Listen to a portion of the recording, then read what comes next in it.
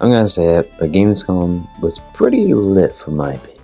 Like, again, I know people are looking at me confused, like, did this guy just say Gamescom and lit? Yes, I did.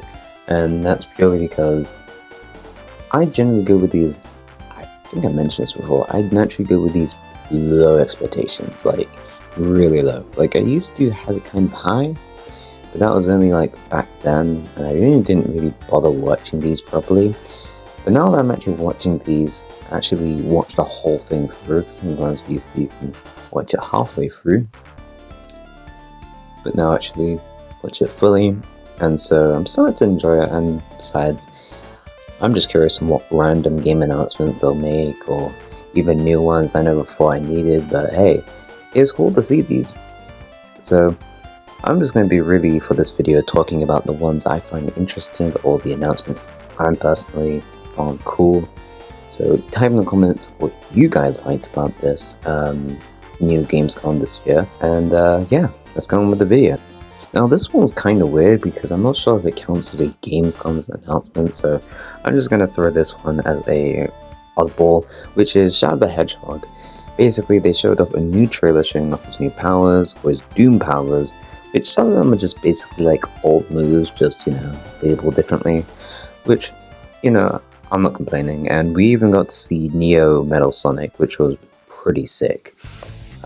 He is definitely a little bit smaller than normal, but, you know, again, I'm not too fussed about that. It's the fact that he's actually there, and he's in Shadow's campaign. It's, honestly, all I could think of in that, when I was looking at that, was thinking of What I'm Made Of. That song just literally played in my head randomly. The more I see like footage of this game, the more I'm just excited. I really am not a fan of Generations at all. Like, it's okay, but I've never really been a Boost fan. I've always preferred, you know, the spin dash and everything like that from the old. So this kind of changed my opinion, honestly. And not only that, he actually has so much more going for him now on Sonic than Sonic gameplay, because obviously the differences between the two, you know, at the beginning with SA2 was always like, okay, you can do certain other things, you know, chaos control and whatnot maybe, but now it's like, oh my god, there's so much more. They even grabbed a piece of Sonic Frontiers into this game, which was really cool. I didn't realize they even had a level of that until someone played it out. It did look familiar, and I was like, you know what? Why does this look normal? I imagine, like, give it a couple years, but I imagine that they're probably going to do this, like Sonic X Shadow Frontiers, and we're probably just going to get some wild music, because honestly, that game's OST is amazing, and geez, imagine if Shadow got that same treatment. Oh my god, I'm just really hyped for this game, and just to see it. Obviously, I probably won't get it launched, but I would definitely love to play at some point. Don't know when, but it'll be cool. And plus, they even got some cool bonuses, like with pre-order skins of SA1 Sonic, as well as Shadow's original design, which has never really been in official content before, so that's a cool bonus. There is also a Sega Saturn skin for Classic Sonic, which I don't know if they've shown or anything like that, so now you know. We also got some look at Monster Hunter Wilds yesterday as well, which was, again, really cool. I love the way these characters' designs and the way they look is just so brilliant, and the environments too are just really beautiful. And Monster Hunter, just when it comes to environments and just scenery, they're literally like up there in the gaming world, in my opinion, and that's something I am willing to stand my ground for. This announcement was pretty sneaky of them, and I didn't realize that this was going to be here at all, and that was, I think I'm saying it right, Tazio Studios, which obviously made Little Nightmares 1 and 2, are showing off their new game, which is called Reanimal. We got a slight teaser of this, I think maybe a week ago or something like that, and it was just basically like a pig with their guts pretty much just out there, and I'm like, okay, this is pretty weird. Wonder how this game would be. The best way to put it is like a more darker version of Little Nightmares. Like, Little Nightmares wasn't dark enough, but yeah, it's more creepier, more eerie, and everything like that. And I think this is also co-op as well, which is pretty awesome. I mean, like, more the merrier, and I wonder how that's going to work. Obviously, if you're not playing it with someone, you know, like, will it just be an AI you can switch to or something like that? Who knows? We still got to see more. And that's also the same with Little Nightmares 3, which was also announced. But this game right here is definitely one I'm excited for because it just looks wild to me.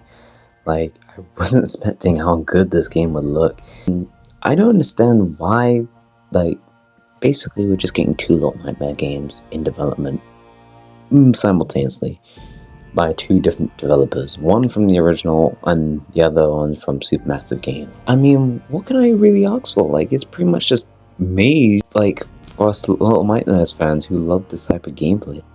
As I mentioned before, we got another look at Little Nightmares 3. I think this might be their 3rd or 2nd trailer, and yes, it's still delayed for 2025, so, you know, we still gotta wait. But in the meantime, we did get this new trailer of them showing us a little bit more about this co-op, just like Tazio's game Reanimals did. And also you can see that it's pretty Little Nightmares, you know, throwing items, trying to figure out a puzzle, you know, doing a little bit more that Little Nightmares 2 also introduced with obviously 6 and Mono, you know, working together, figure out certain things, but this is like the whole game. And again, just like with Reanimals, I am still curious, will you be able to switch to the computer or switch to the other character and, you know, figure out one puzzle? I'm just curious because it would kind of be annoying if the game was just only for co-op. Like, you cannot play just single player on your own. You have to do co-op, which I know they wouldn't, but I'm still very curious how they'll go about it. I wonder when this story might take place. Like, will it take place before Little Nightmares 1, or is it set before even 2 even? We don't really know, and I haven't really seen anything crazy when it comes to stories being broken down on YouTube about it. And I haven't really picked up or noticed anything throughout watching these trailers, and I've even rewatched some of these trailers.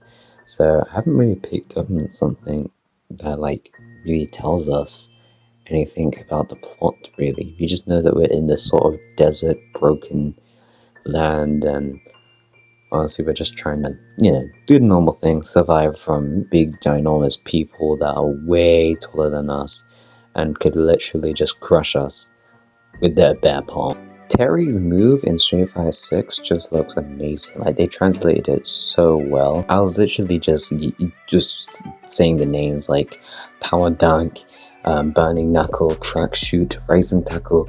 I was saying all of them, and it's just so, I love Terry's moves. I don't know why, something about his moves are just so catchy to say, and it's just so fun to say too. But he looks really great, actually. I know people don't like his face, and it looks probably a little bit weird.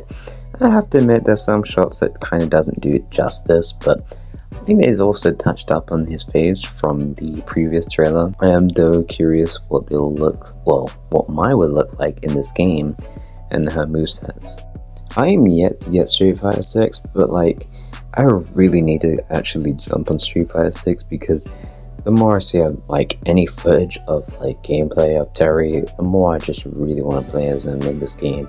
I don't know how broken he will be in this game, but you know, he looks like he could do a lot of damage. But again, I don't know if Street Fighter 6 is tier list, and I haven't actually looked at it, so I don't know who's actually at the top. I'm definitely probably going to look at that afterwards, and my mind's probably going to be blown at who's actually at the top.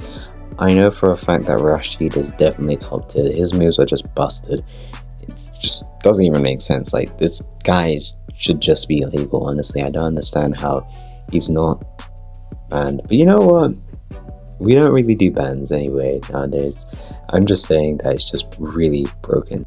We also got to see Terry's alternate costume from King of Fighters, so that's a great touch to see. I wonder if they'll probably do that for Mai or anything. Probably have the Save the Walls design, which I'm jumping way ahead, so let's talk about that next. We also got a great look at My Hero Uni Fatal Fury Save the Walls trailer, which got everyone gushing over how beautiful they made Mai, and you know, the normal stuff that people like.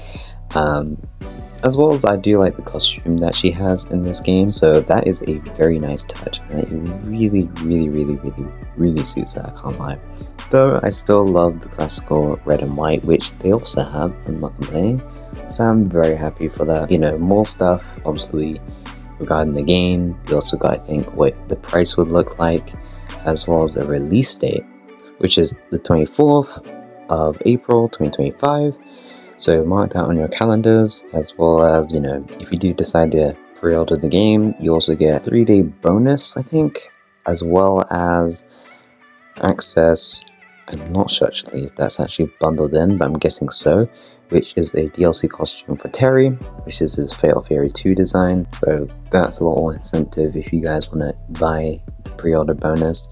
But that's really all I have to say for this video. I'm very happy with what they've shown at Gamescom, and I have really no complaints with what they showed. Obviously there was a lot of shooters and whatnot and other stuff that I just don't really find interesting. There was other things, but I didn't want this video to get too long, because if I was to really break down all of them, I think we'll be here for quite a long time. And my throat's still recovering because I was yelling a lot of how excited I got with certain announcements. So yeah, that's kind of why this video is a little bit of a struggle to make than normal. Anyway, without further ado, hope you enjoy, and if you're new, why not, you know, subscribe to the channel, and can follow me on Twitter. There should be a link somewhere, and if not, I'll probably just show a picture or something on the screen. And tell me down in the comments below. Also, I know there's like a lot of questions, I'm just like curious to know. Let me know what you guys think of Gamescom this year. I think I've already asked that, but in case I haven't, let me know down in the comments below.